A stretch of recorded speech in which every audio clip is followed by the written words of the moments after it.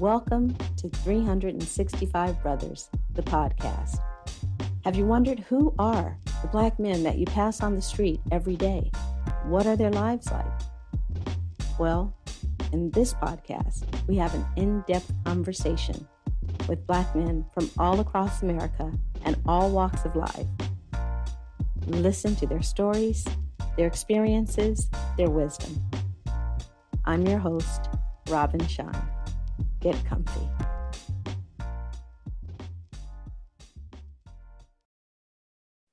Today, we are speaking with one dynamic brother.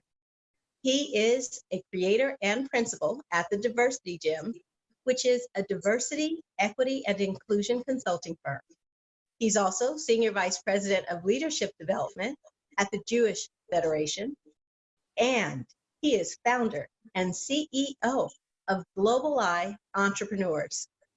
We are speaking with Gamal Palmer. Welcome, Gamal. Thank you. Thanks for having me here. Oh, it's such a privilege. I met you in a growth and development program years ago. You were actually my coach when I started this whole half marathons, which is now, I've completed 43, going on 100. And I still remember those conversations that allowed me to, step into that new future for myself. So I'm just so glad to have you here. And I also had the privilege of being a coach once with your Global Eye Entrepreneurs, which is one amazing program. In addition to telling the listeners a little bit more about yourself, I'd love for you to also share a little bit more about Global Eye Entrepreneurs, and in either order. Great. So I also remember being the person who got to encourage you to step into your power to do all of those half marathons that you're now doing. And I was just always so moved by how you marry and stay committed to your mission and your creativity.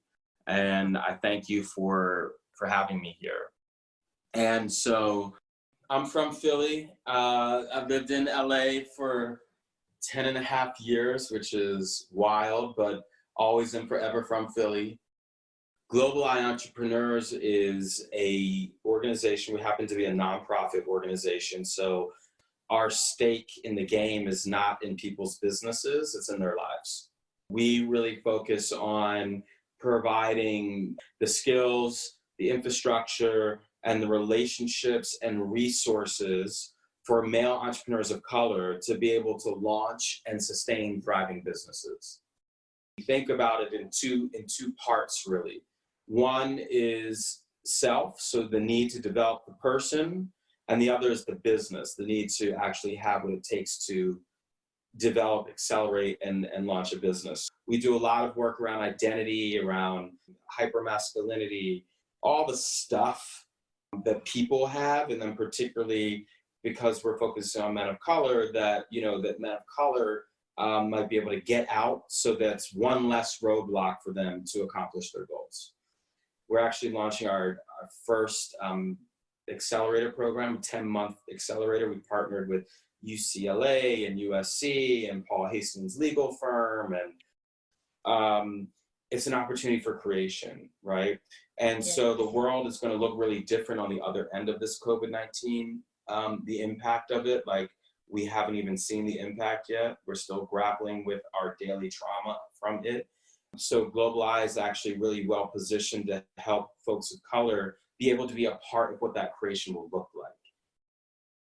As you're talking, I can't help but see the ripples of this over time, that these entrepreneur leaders that you're creating, that even if they never create anything like Global Eye for their communities, that they still will be leaders who create other entrepreneurs. And over the decades, how many new men of color and others become entrepreneurs because of this program? And you've got some powerful partners there. So kudos to you for creating all that. Thank you. Tell me about your favorite song, either right now for all time. You know, it's funny. I think before we started this conversation, I was saying to you, I always like trip up in these interview situations where you know, where I have to do favorite. And what's funny is I'm realizing one of the things that I do in a lot of my workshops is I tell people, like, tell me the first time that, or tell me your favorite. So, you know, it always like comes back to haunt me. And I think it also has to do, so the reason why I always trip up is because, like, I think a part of having kind of multiple identities in one, or being connected to, you know, multiple identity markers in one, is there's so many sides of like me, I guess, and my thinking to tap into. So, and it's like, well, what part is talking today? So I recently dropped my episode 0. I had already put 16 men interviews out, right? And then I wanted to kind of share a little bit more about me, the host, you know? So I put this episode out, and I decided I would add my favorite song and my favorite book. And when it got to favorite song, trust me when I tell you, I understood how stupid that question is, and I hated it. But here's what I got is exactly what you said, because there are favorite songs. Like if I want to be in a mood, like go someplace else, I want to listen to Dark Side of the Moon by Pink Floyd. Mm-hmm. That gets me in another world. Mm-hmm. But then if I'm talking about dancing, those are whole different songs. And then there are a couple of Michael Jackson, right? Then there are songs that pull my heart. Right. And it's like, and I grew up in musical theater. So it's like, okay, am I going to go the musical theater route? Right. Am I going to do the Marvin Gaye route? Am I doing the Michael route? Am I doing the Lauryn Hill route? Like, you know, where we So you know what I settled on? Piece. So I settled on, as this one song came to my mind, I went, well, you know what? When this song comes on, everybody has to be quiet. And right. I got to sing it. And that one is Always and Forever. And so I decided on that one. Like, always and that one? Forever. Each moment. That one? Yeah. We got a life of love that won't ever change. Yeah. Yes. There is a song from, I have 2 songs that are competing now. You can do both because you're special. So one is from Ragtime. They're both musicals. One's from Ragtime, Wheels of a Dream. And it's when Colehouse Walker, who is the lead Black character in Ragtime, is holding up his baby son that was going to actually be killed. Or the son was found, I think. And then, yeah, I think the son was found. I can't remember. Point is, his son, regardless of whether it's a blood son or not, was being held up, and he was singing Wheels of a Dream. And it's a song that's about the American dream and how, you know, they're going to go down south and you're going to meet his people, and, you know, he's going to be riding the waves and the wheels of a dream in America. And of course, the story goes not as planned in many ways. Yeah. In many ways. And this takes time, and it takes place in the 1920s. But it's a beautiful song, and just Brian Stokes Mitchell is the guy who's most famous for singing that song. And pretty much he's the kind of person where anything he says or sings, you feel it, the vibrational pull. But but Wheels of a Dream. And then the other song that I actually used to sing all the time for in one of my former lives, I was an actor for a large portion of my life. I was an actor. I used to sing for auditions a lot, which is No One Is Alone from Into the Woods. And it's just a beautiful song. And I actually remember, I sang it many times, but I sang it to my grandma while she was in the hospital. after having suffered a whole lot of burns on one side of her body. I just remember sitting and singing to her, and her wanting, not really being as responsive yet. I mean, luckily she had recovered from that. But I remember feeling so connected, and her kind of giving like signs of that I hear you and thank you. And then she told me about it afterwards, that she remembers me coming and singing to her in the hospital. Wow. Was there a particular reason that you expected, thought, or knew that that song was the best song to sing to her in that moment? What made you choose that? Well, the song, the way it goes is like, no one here to guide you. Now you're on your own. Only me beside you. Still you're not alone. No one is alone. Right? And so like, it's really beautiful the way, and it kind of picks up and it describes life and parenting and caretaking and being lost and coming back. And somehow that just really was what I thought she might be experiencing in that moment, or in that time period of her life. That is beautiful, because I can imagine being in the hospital and, in the way that you described, she wasn't able to fully communicate, right? And so to have someone acknowledge that so beautifully in song, that had to be very special. It was, So, and we didn't really know each other. I mean, we knew each other, but I had not actually visited her. She lives in Florida, and it was all sort of ironic or not, divine either way, but I was looking for colleges, and I randomly, not an important story, but well, it is important in that I thought I was going to go to like a school in New England, and I didn't like any of them, and I didn't like the feel of them. And I think it had a lot to do with being a Black man and just kind of the challenges of navigating those sort of New England spaces. And I'm an East Coast boy though. But anyway, so I had heard about this, University of Miami, that it was a really good conservatory, really great school. And so I hadn't known about it. And so the accident happened like right after I got a plane ticket to go visit University of Miami. So I was lucky to be able to go to the hospital and see her and visit her. And so otherwise I wouldn't have even had those experiences with her. And actually, she and I got to be rather close because I ended up going there. I went for undergrad, and she lived not in Miami, but in Boca Raton, which is where a lot of folks live, Jewish folks. Retirement home. Yes, my Jewish grandma.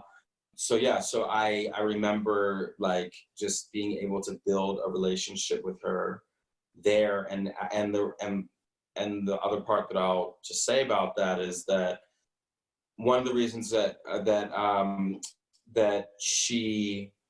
never visited her, even though she would visit us once, maybe twice a year, meeting my siblings and my mom, is because, but my sister, Maisha, who's right above me, could go visit her. So one of the reasons is because Maisha was a little bit light-skinned in comparison to us. And my grandma was always afraid that somebody would say something offensive or mean to us, especially the boys. So we didn't go to visit, but Maisha actually did, quite like at least once a year. I think there were other reasons too, but I remember that being one of the reasons because my grandmother told me that. I don't know if she ever told that to my family or not. It's like, sometimes I get self-conscious telling family stories because I still have, I should say, one of those families where it's like, when you tell a story that they don't remember, then they start telling you that it didn't happen. So if y'all ever see this interview, okay, it happened. Grandma told me, and you can't undo that. So it's out there now. Right, exactly. So yeah, so it's just really deep that it wasn't that, I mean, maybe it came from my grandmother's bias, but how she told me the story had more to do with protection, right? Okay. So that's just a side story to the side story. Yeah. That's just from favorite song. What is a favorite childhood memory?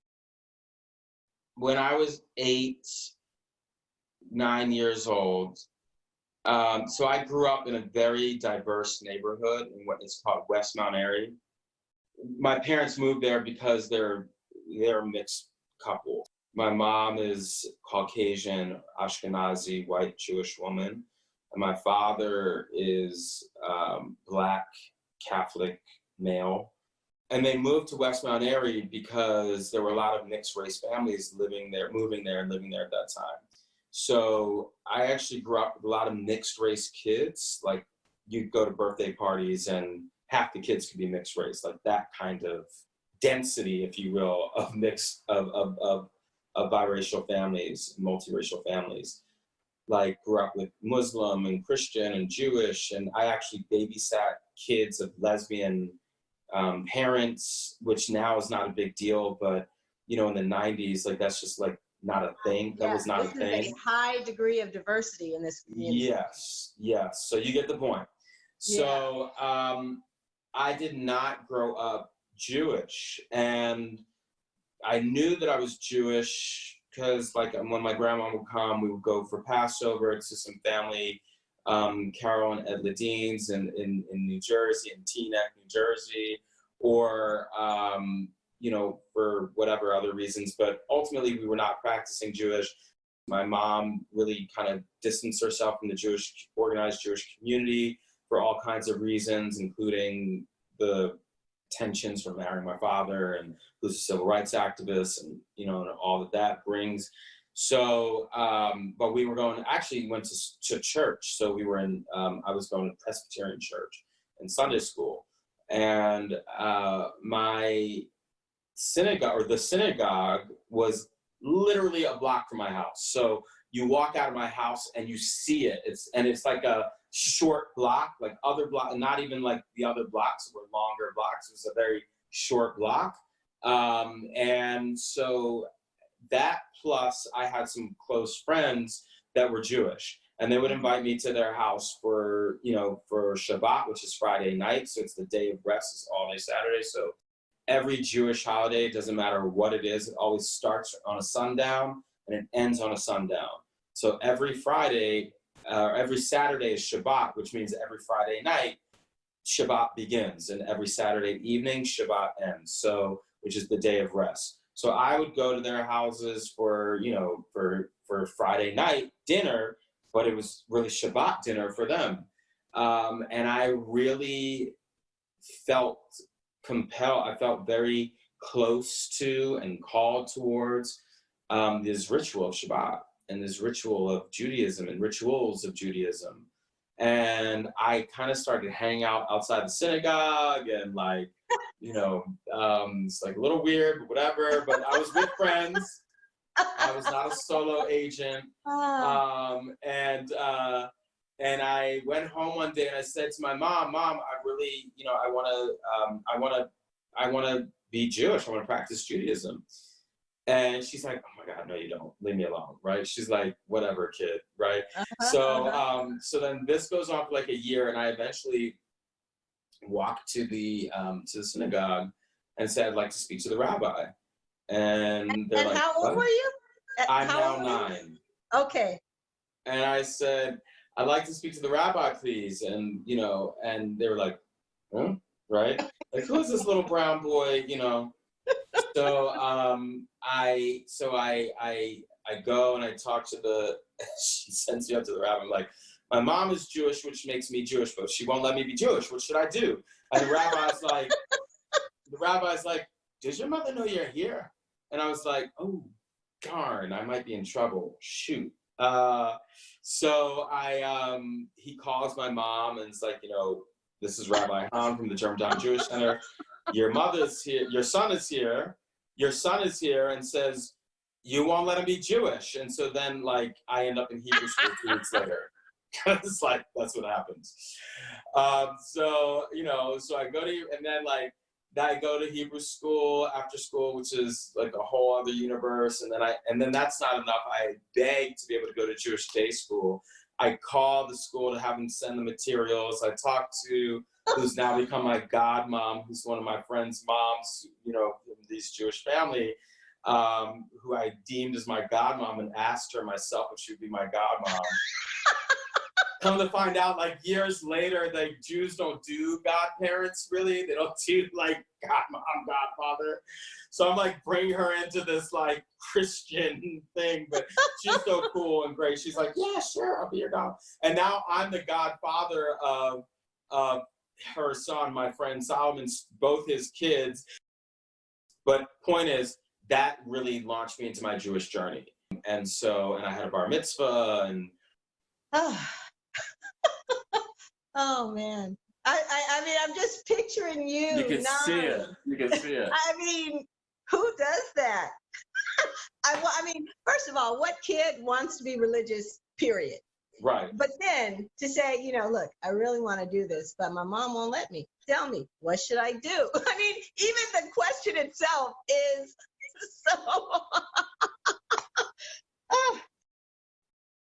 So this next question is about accomplishments, and I ask it in two parts. The first part of the question is, which accomplishment means the most to you personally? And then the second part, which accomplishment is the one that others, when they hear about it or find out about it, they go, whoa, it's the one that impresses them. Sometimes that accomplishment is the same for both, but many times it's different. So let's start with the one that means the most to you personally. I would say the output of the accomplishment is the one that both I think is most impressive or that I care about the most. Mm-hmm. And it's also what people seem to respond to the most, which is that I think I shared with you, I was an actor for a long time. And so what that means is that I actually was a stage actor from about age 5 all the way through until I went to grad school. I also grew up in a social justice home. Mm-hmm. So my father's a civil rights activist. My mom is also an activist. She was a part of starting one of the first needle exchanges in the country. I was strongly encouraged by my family, by, most people to like pursue a mainstream acting career, but I was always really drawn to social impact. And not that acting isn't social impact, because it is. I was really fortunate. By the time I was applying for grad schools, I applied to NYU, Juilliard, and Yale. And I got into Juilliard and Yale. I really it's one of those decisions that, first of all, not a lot of people get to say that they even had to make. So, I was I'm very fortunate about that. But, I really grappled with it because it's like Juilliard, right? Juilliard school, and all that means. But then it's like Yale, right? So, and all that we make that mean. And so, I really grappled with that. By the time I was finished my decision, I swear to God, neither one wanted me. I drove them crazy. I'm telling you, I drove them crazy. They're like, go to the other one. Were you someone who was constantly calling and getting verification of this? And, okay, so if I come to your school, does that mean? But do you just think, but can I just ask you, but are you sure? But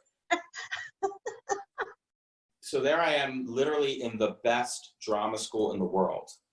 It is the best drama school in the world. That's ratings, whatever. I mean, and I also went there because I knew that I wanted to do something beyond acting, but I had no language for it because, remember, I had been an actor my whole life. So I had this idea to do theater for social change around HIV/AIDS work.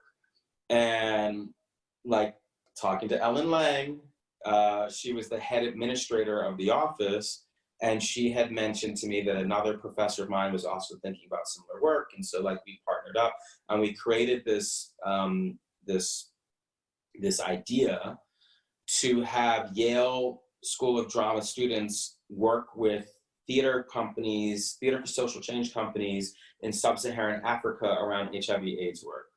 Oh. And we came up with this whole proposal and did all this stuff and everything that you're supposed to do, like put a proposal together. And then but we came back and we had a meeting with the dean to propose this idea.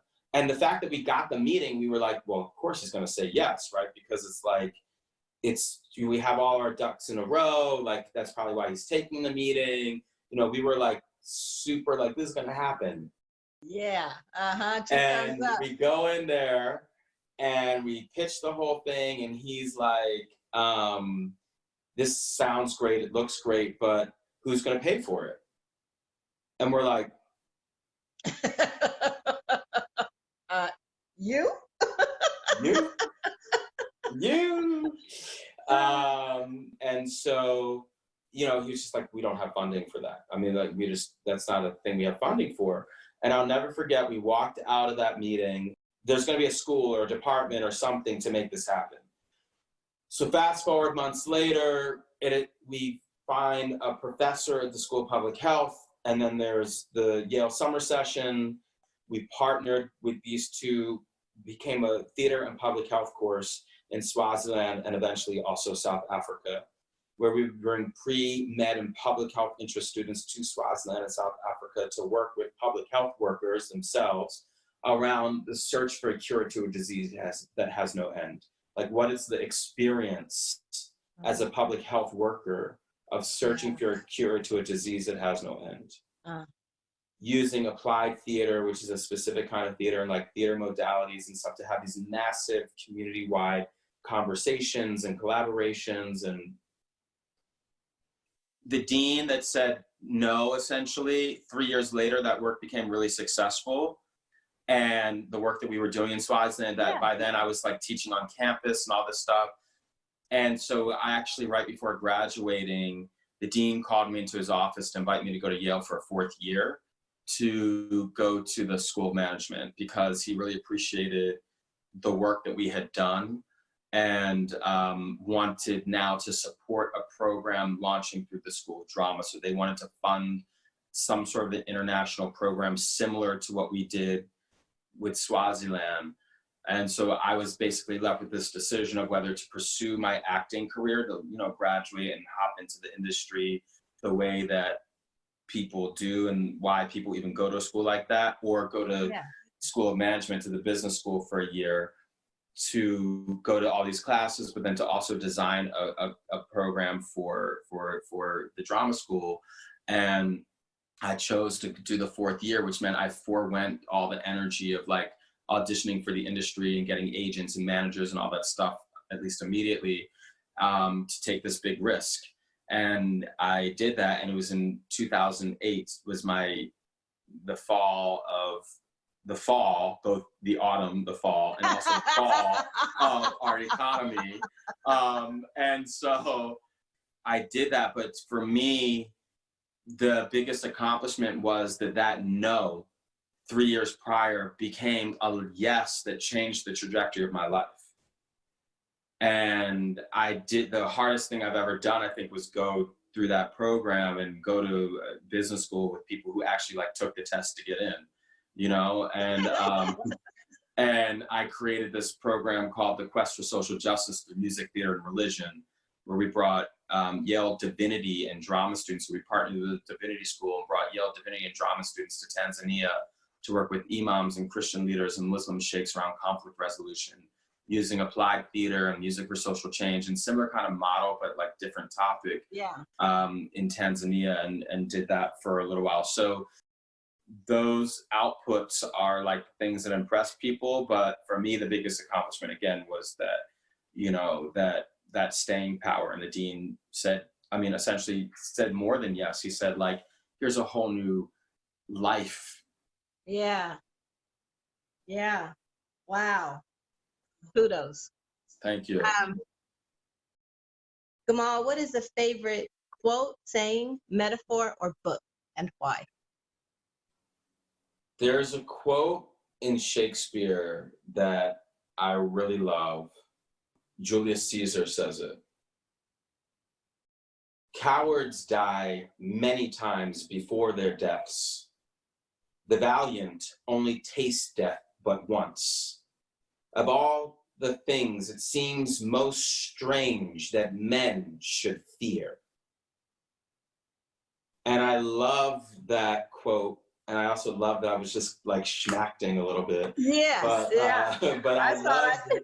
right? But I love that quote because what I get from it is that we can be valiant in life and we can have it kind of goes to what you were just talking about, you know, which is interesting. I've never thought about it. I've never quite said it like this, but like that we can fail, that we can get a no, that we can, you know, that we can, and when we allow fear to take over, then the cowardly parts of us come up, right?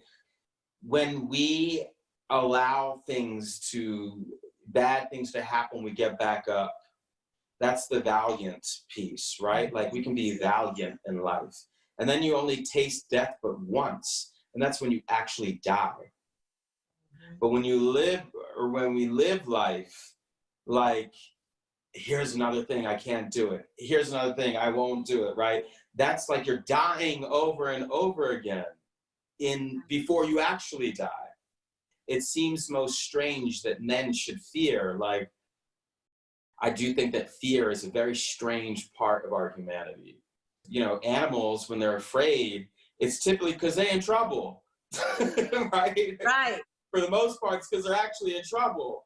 And human beings, we have an imagination. So that imagination allows us to, that animalistic piece kind of, for lack of a better way of saying it, like gets confused or gets more dynamic than what it actually needs to be. Yes. So I just think that the point is that, you know, there's a real opportunity for us to embrace that we can be valiant, right? And we can move through things, and how we experience life matters. It's funny, as you're talking, I've had conversations with many people over the years about this whole thing, and how, you know, when we're afraid of a no, for instance, and so we don't want to ask that person this question because, oh my gosh, they might say no.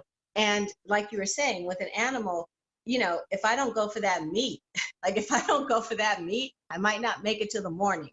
Or the youngin that I just popped may not eat any food, right? Like there's some real life or death survival going on.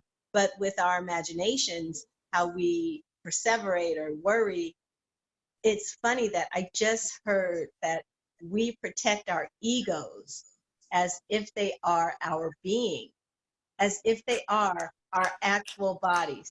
That's me snapping. That's me snapping. And I just appreciate, that's what I love about conversation, because even though I've talked around it and about it, this is the first time I really got that this is this made up thing that we protect. And in some cases, as Shakespeare points to the detriment of our soul, of our spirit, of our living a full life. Shakespeare, in terms of a creative writer, and he captures the human condition. He understands it, and it's timeless. And his conversation about ego is ever present in every play, and what we do with ego. What is a person, moment, conversation, or event that stands out as changing the trajectory of your life, or is significant in your life? I just have so many. I'm almost like filled with emotion. Not almost. You're either filled with emotion or you're not. I'm filled with emotion. When I was in 8th grade, I joined this theater company. It was an improvisational theater company, improvisational, intergenerational, interracial theater company called Full Circle Theater in Philadelphia. And we worked in prisons. We worked with folks living in geriatric or nursing homes. I don't think they say geriatric anymore. Folks who needed psychological support, mental support. and using theater again, and that's really where my understanding of that kind of theater came from, was doing that work then. And so I remember being in 8th grade, the first time I was going to a prison. And the thing is I was actually not the one scheduled to go, but somebody somebody couldn't go at the last minute. And so they called me in to do it. But I missed, there's always an orientation, particularly your first time. And I did not go to that. So I show up in I even remember the shirt I was wearing. I was wearing this yellow bright tank top shirt and some shorts with no socks and shoes, some Docs probably. I didn't have an ID. I had my library card, so I was a mess, right? Because when you're going into a prison, anybody who's ever gone to prison is you have to have yourself covered. You need ID, right? The whole thing, right? So I'm this total nightmare of a actor, I guess, with this troupe. And they let me in, call my mom, whatever they did to get me in. Yeah. I'm sure rules were broken because they're usually pretty strict about these rules no matter what. And then they gave me some pants to wear, a prison uniform. Yeah. And we did this workshop. There was this bias, this prejudice, this image that I had in my head of what a scary or a mean or whatever dangerous person would be. And there was a guy sitting in the back row who was the spitting image of this image in my head. And he didn't say anything the entire time we're doing this workshop until the debrief. And the debrief, he raises his hand and he says, "I want to thank you because for an hour I felt like I wasn't in prison no more." And that just completely had my heart stop, because I think in that moment is when I made the decision that I wanted to always be involved in that kind of interaction with people, where you can essentially, what I would say now, the words I would use now, is you can bring an escape where there's healing in places where that seems to be impossible. And I would say that even though I've told this story many times, I've done a TED Talk, it's in my TED Talk, but every time I tell the story, I reflect on it to see how it's impacting me now, because I'm still learning from that exchange. I'm still learning the totality of what it meant then and the potential of what it can mean now. What does it mean now? It's almost like a mission, right? It's a reminder of my mission, or my purpose and potential in life is to be able to help people escape from whatever they think their prison is. And it's not so much, he said that I felt like I wasn't in prison no more. And for some people, that's a lot and even enough.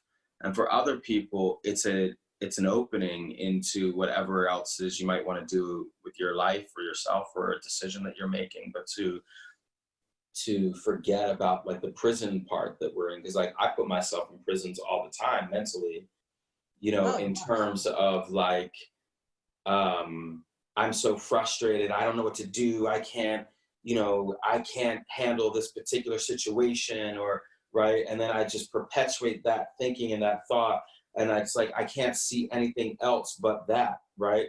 And so then that can turn into just feeling stuck and feeling locked in somewhere, which I am not at all implying that that's the same thing of actually being incarcerated. Of course. But the mental, it just reminds me that we can get ourselves out of there.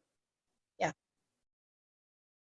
What is a moment, event, or an experience that either puts a spotlight or highlights what it is to be a Black man in America? when the racial justice movement first started, this version of the movement, because it's not a new movement, that first weekend, I woke up to like a bunch of texts, like, I don't know, 50, 60, 70, it could be almost 100 texts, between texts and missed phone calls and stuff. People asking, what can I do? How can I help? I'm so sorry. I can't believe that I didn't, mostly white folk, like largely white folk, because again, I have the privilege, which is not like most Black men, to be heavily steeped in the Jewish community, in the LGBTQ community, in the Black community, entrepreneurial community, right? So, but like largely white folks reaching out, you know, saying things like that, like, can I help? What can I do? I'm sorry. I just didn't know, right? At first I was telling people, you know, well, what you can do is you could just call somebody or text somebody that you know, person of color, and say, I hear you, I see you, you are known. And allow that just to be what you say. And I also would say, if you call people and you're gonna like engage with them, before you say, what can I do, come up with an idea or two, Yeah. you know, of like, Right. what do you think if I did this, right? So that way Yeah. you're not putting the onus on person of color. I don't say that anymore because I started realizing, do I really want white people going up into a room and like coming up with some ideas? It's like, I think we've been there. So now you have companies, organizations all over the country saying we have to do something, we need to say something, we need to come up with a strategy, we need to, you know, we need to do workshops, we need to bring in a consultant to help us do a full-on, you know, like I said, strategy or whatever for diversity, equity, inclusion, for anti-racism, which you can now actually say racism, like the word, like I was consulting this morning a company in on the East Coast. I was able to use the word racism without feeling self-conscious about it, which is huge because 4 months ago or 5 months ago, I could not do that. I'm now going to answer your question, but that was the context, which is that to be Black and to be a Black man in this country right now, for many folks, not everyone, is to be considered an expert on something that is called your life. Mm. I happen to do this work for a living, right? So I lead these kinds of diversity and inclusion workshops and consulting and everything. So I actually am like an expert, if you will, on having diversity and inclusion conversations and talking about like different experiences to folks who are not of that experience. Yeah. But if that is not your like paid profession, and then you have people reaching out to you or assuming that you have the answers on behalf of like the whole Black community, it is stressful AF. Mm-hmm. Mm-hmm. And tiring. Mm-hmm. On the other hand, depending on who you are and your situation and who's asking and all that stuff, it's an incredible opportunity to be able to speak to something that you've been experiencing and speaking to your whole life, but now the folks not of color are listening. Yeah. So that also is in some ways tiring because I'm basically talking about the things I've been talking about my whole life, and you've told me that it's not true. And you've told me that it doesn't really always play out like that, or it could be some other scenario whenever I tell you like, oh, this woman just gave me her keys because she thought I was the valet person, or they gave me their coat because they thought that was a doorman, and you'd like diminish those, or the security guard is following me, or the police officer put a gun to my head but I wasn't doing anything. Well, maybe he just thought it was, no. Right? Like, so now I meaning the collective I of folks who can relate to this particular experience of being a Black man in this country right now, which is admittedly a particular one. Well, because they all are, because we're not the same, but that's another thing. So, is that I'm now having to speak to, because you're receptive to things I've been saying my whole life, but it's kind of like, I don't really want to say this to you right now because I've been saying this to you for years. And now that you're ready or want to listen, it somehow matters more than what it did before, or it means something that it didn't mean before. Now, look, I'm very happy that people are leaning in. In some ways, I guess the word would be grateful that the movement has materialized in the way that it has, that organizations are reaching out, that individuals are reaching out. There's more book clubs, and reading circles around how to be an anti-racist, decolonizing wealth, My Grandmother's Hands, like all these books that folks are reading to unlearn their racism. But at the same time, it's like, it's always been racist. Have you had any experiences with law enforcement? And if so, is there any that stand out or a tale to share? Yes, I have. Many times. One time I was 13 years old, something like that. I was walking down the street in my neighborhood and cops stopped me. And I remember just wanting to be so nice and smiling and make him feel safe, or at least let him know that I wasn't dangerous, I should say, that I wasn't one of the dangerous ones. Nothing really happened other than him asking me a bunch of questions that he would never have asked, like the other kids that were walking down the street on the other side of the street, or the kids that I had been walking down the street and saw other kids pass him, like kids my age pass him, and he did not stop them.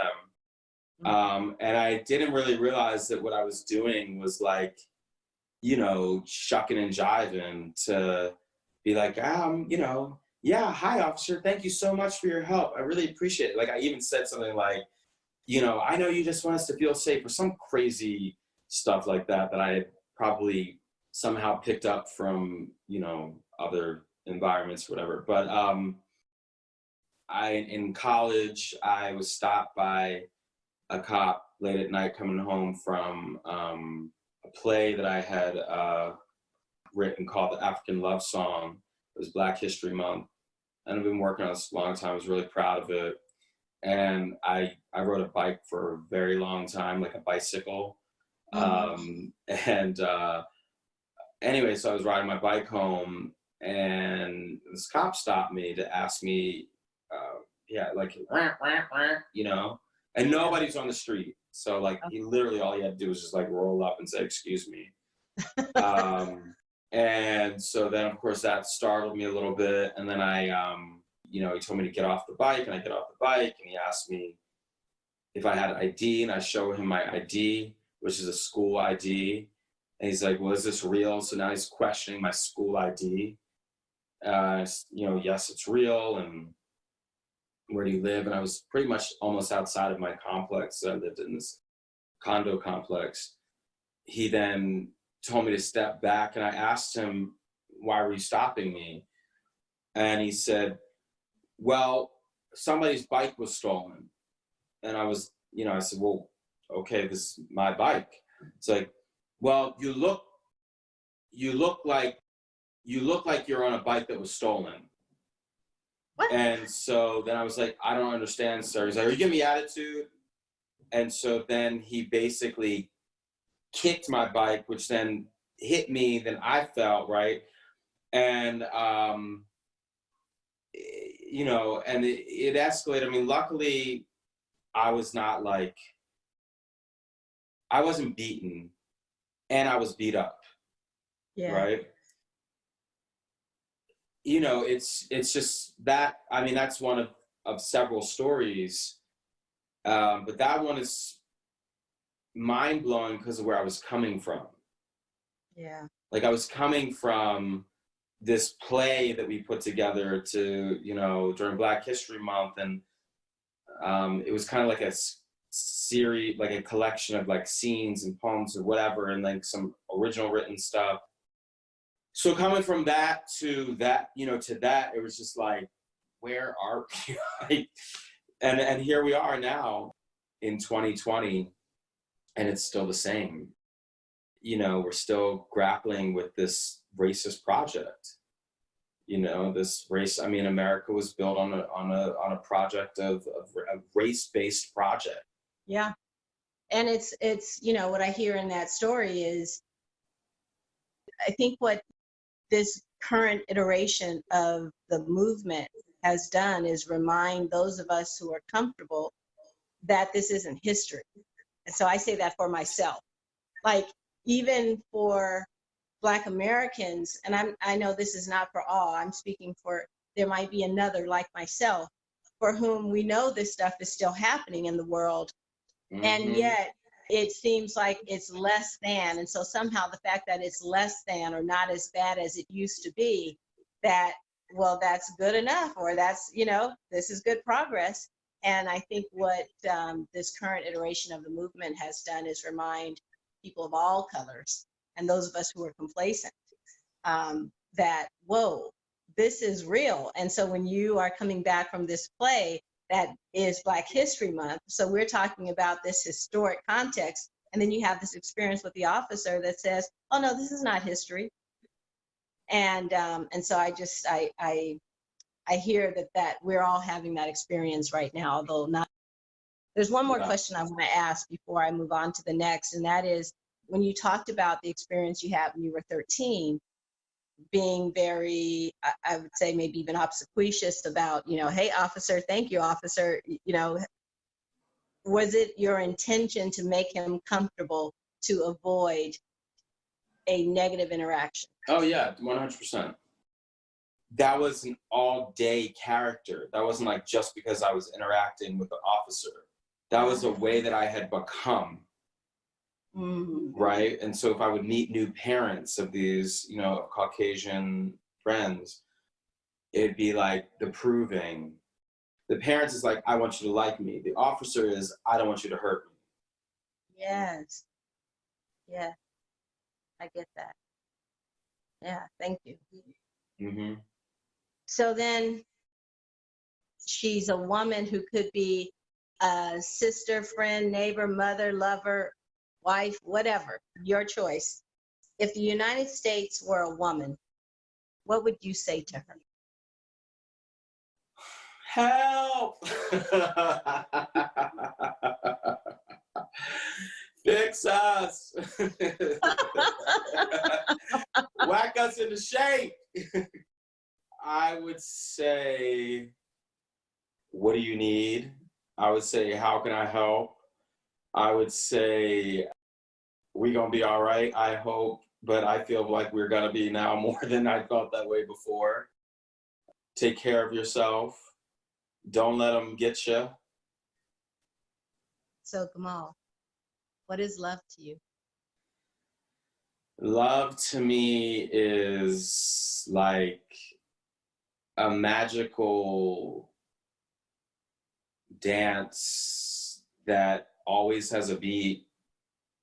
Even if the beat is off, you're still dancing in some alternative context, universe, world that you and I'm thinking about love, like romantic love, like you and your partner, wife, lover, whatever, always know is there.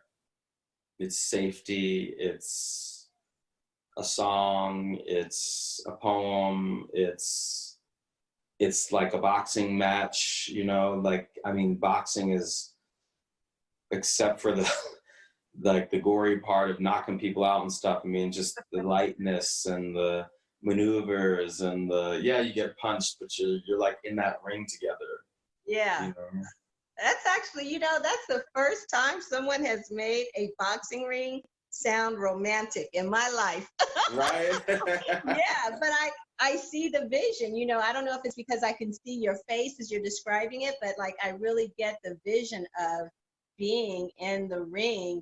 And because the truth of the matter is that even in a real boxing ring, for the most part, except for the hyped up drama of it, you don't want the other person dead. You're not, you know what I'm saying? You want to win, yes, you do. But it is a relationship, and it is this dance, and you're seeing what the other person has to give, and then what can you bring to it, and it's I gotta say, you just made boxing sound like one of the most romantic things I could do. Cool. That's fun. So, is there anything about you that we haven't covered? And we've covered a lot, and there's like everything about you challenges the stereotype. Like literally everything we've said challenges some of these stereotypes that exist about who Black men are, how they're seen. Right. And I'm going to ask, is there anything that we haven't covered? Right. Thank you. And thank you for saying that. I mean, I thank you. I hear you when you say everything about me challenges who we think Black men are in terms of like what we get to see. That's a really beautiful acknowledgement and thing to say. So thank you.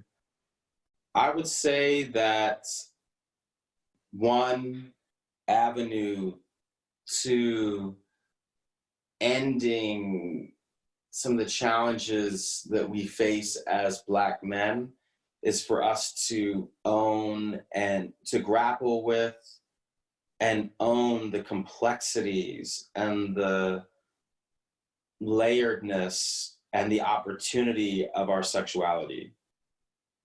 And that we are diverse sexual beings, and how what is sexy and what is sexual and what love partners, romantic relationships can look like are really diverse.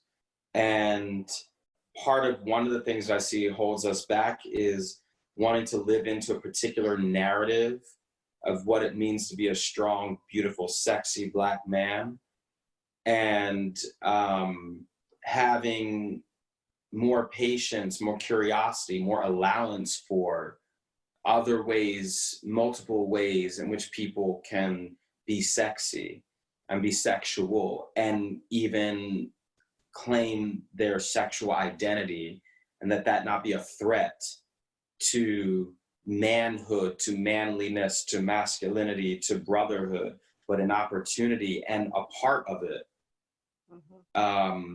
Is going to allow us to unleash creativity, communication, spirit in ways that we have not yet done as a collective of people, meaning Black men. So what are you present to that might be new, or what are you taking away from this conversation? Sometimes I think I tell things a lot, when I'm in workshops or talks or whatever, in like a story or an anecdote, whereas this was really an experiencing myself. And that is a gift and allows it to be a richer experience for me, and to be an enriching experience for me, as opposed to giving it to people like for them to understand something or for them to get something, even though the reason why we're here and the modality is about giving it to others. It's just like the context is totally different. And then of course being with you. And so that's, and so what I'm thinking about is like that I can actually create that context for myself regardless of where I am. Yeah. That's great. In concluding this, I just want to say that in the course of this interview and hearing just the variety of things you shared, there was something that kept coming up as a theme. And it became an image for me. And the image is of a castle with a moat. And that what I see you doing in life is being the one who walks up to the castles that are where people and their souls and their hearts are imprisoned. But they're not really imprisoned because they could open that, they could lower the drawbridge and come out, but they don't know how. And I see you as someone who goes and who shouts and says, look, let me show you how. And you do it with your, whether it was as you were an actor or as you are founding and having these conversations, that you are in a sense putting on a performance that invites them to lower the drawbridge and come out and live. And so I thank you for being a human being on the planet who invites people to come out of their self-imposed prisons and play. Thank you so much. That's beautiful. I'm going to hold on to that. Thank you. Thank you for creating this platform. It's so needed and important and healing, and there's no better person to do it than you. Thank you for listening. As you can hear, you do not want to miss any of these brothers. Make sure you subscribe. You can find more at our website, 365brothers.com, 365brothers.com. This is Robin Shine. To listen is to love.